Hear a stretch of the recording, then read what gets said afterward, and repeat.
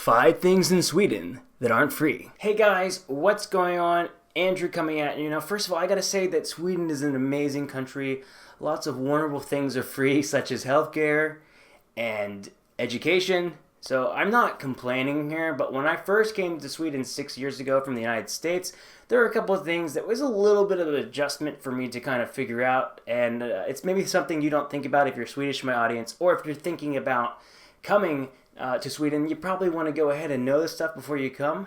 So let's get into it, and as always, if you like this one, like, share, and subscribe, as it really helps me out. Now let's get into it. The first one that was kind of an adjustment at first is that using the toilet costs money. In most places in Europe, actually, you're going to have to pay to use the restroom. And this was always an adjustment at first.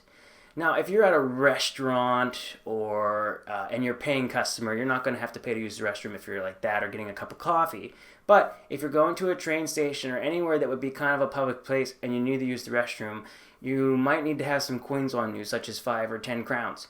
And there's a little machine, and you can go ahead and put the coins in and open up the door.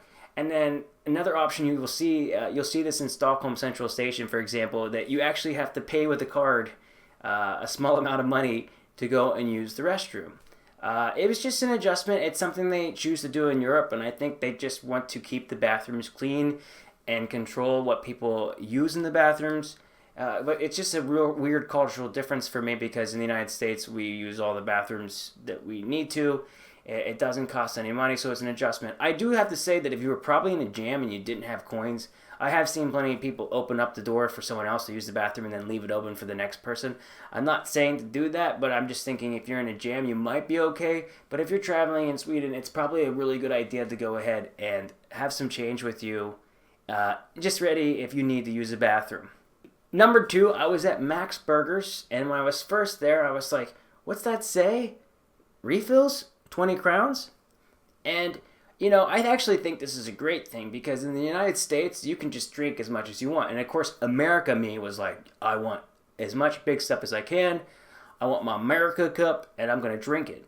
But as I've been here longer, I've gotten used to the smaller portions and how much that we actually drink.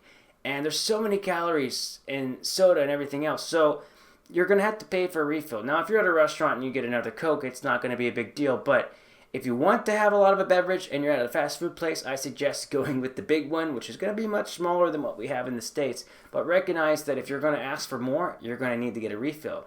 And another one interesting with that going on to it is that number 3 is going to be water. And first of all, it's very hard to just get regular water, because you're usually going to pay for sparkling water, because sparkling water is just something that's very popular in Europe in general, and definitely in Sweden. And so if you order water, it's mostly going to be sparkling, and you're going to have to pay money for it. So when you go and look on the bill, you're going to be like, what? I have to pay for water? It's an interesting thing, because in the States, usually water is just considered free. I have to say that I never really went into a place before and only asked for water, but if I sat down at a restaurant and got a water with lemon and ate my meal, they weren't going to charge me for the water. Again, it's just something you have to get used to adjusting to when you first come to Sweden, and it's maybe just as good to know that they're not ripping you off. It's just something they do in Europe. Number 4, and I actually think this one is actually a good idea, and that is you have to pay for your bags at the grocery store here in Sweden. And nobody's bagging your groceries. So when I was in the States, usually someone's bagging your groceries and you get free bags. But I have to say, although my girlfriend was always like, this is the truth, and it took me a while at first, but the bags actually are very good quality. When I'm taking bags home from the grocery store, you can pretty much, the ones you pay for, you're going to pay like 20, 25 cents. You can really stuff them up with a lot of stuff, and they're pretty tough bags. And I use the bags, again, as trash bags, or maybe I use them for my recycling. And I think many people did that in the States, but these bags are much higher quality, so I think there's a lot less waste with them. If you're paying for that bag, especially me, if I'm paying for that bag, I'm reusing that bag again. And I see plenty of people that go to the grocery store that have a bag with them, like a separate bag that they just use as a bag to carry stuff with. And again, I also think that's a very fantastic thing. It has a lower footprint on the environment to pay for bags. It's more of an incentive to not use as many. And, I think twice now when I'm grabbing my bags at the groceries, how many do I need? Because I don't necessarily want to overpay, and I never just pitch the bags. I always use my garbage bag, so that's awesome. Number 5 is parking in the city is never free. As far as I know, I live in Linköping, and of course, it's like free to park if you want to go to a store or something like that. You're not going to have to pay for parking there if you're parking in like a parking lot. But in Linköping, at least, places really close to my house, you might be able to find some free parking. I have yet to find it, so someone can correct me if I'm wrong. But like on a Sunday in the United States and places in the city, maybe parking is free, or parking is free during certain hours here.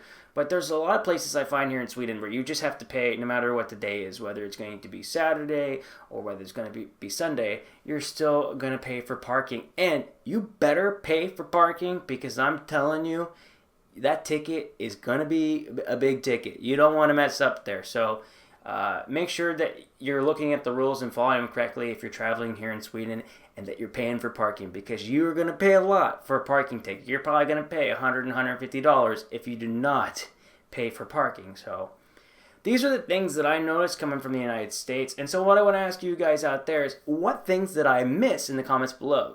What things are free in Sweden that aren't free in the United States? You can also say, if you're Swedish. And then if you're, an expat or something, what things did I miss on this list that you find that are free in the United States that aren't free in Sweden? As always, guys, if you like this one, please like, share, and subscribe, and I will see you guys in the next video. Hej då!